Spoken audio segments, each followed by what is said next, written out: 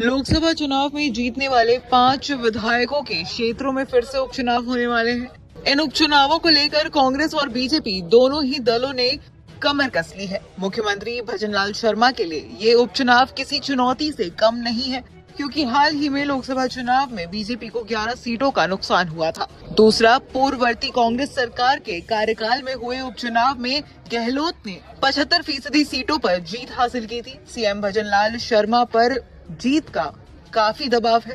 कांग्रेस के लिए राहत की बात यह है कि जिन 5 सीटों पर उपचुनाव होने वाले हैं, उनमें से 3 सीटों पर पहले से ही पार्टी प्रत्याशी जीते हुए थे। इन सीटों पर कांग्रेस को अपना कब्जा कायम रखना है। अन्य 2 सीटों में एक सीट भारत आदिवासी पार्टी के पास थी और दूसरी राष्ट्र लोकतांत्रिक पार्टी के पास। लोकसभा चुनाव में कांग्रेस ने इन दोनों दलों को समर्थन दिया था, लिहाजा उपचुनाव में भी बीएपी और आरएलपी के साथ गठबंधन होने की संभावना है। पूर्ववर्ती कांग्रेस सरकार के कार्यकाल 2018 से 23 में 8 विधानसभा सीटों पर उपचुनाव हुए थे। इन 8 सीटों में से 6 सीटों पर कांग्रेस ने जीत दर्ज की थी। उन दिनों में हुए उपचुनाव में कांग्रेस ने 4 सीटों पर अपना कब्जा बरकरार रखा, जबकि 2 सीटें बीजेपी से छीन ली थी।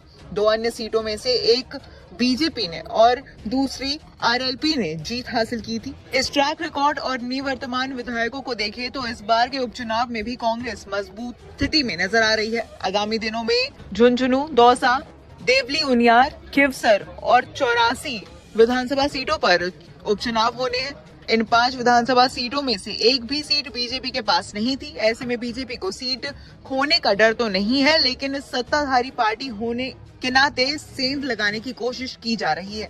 जो दल सत्ता में होता है उसके लिए विपक्ष के बजाय जीतने के ज्यादा चांस माने जाते हैं, क्योंकि सरकार उन क्षेत्रों में ज्यादा विकास के दावे करती है। सत्ता में होने की वजह से लोगों को विश्वास भी होता है कि अगर सत्ताधारी पार्टी के विधायक जीते तो ज्यादा काम होगा।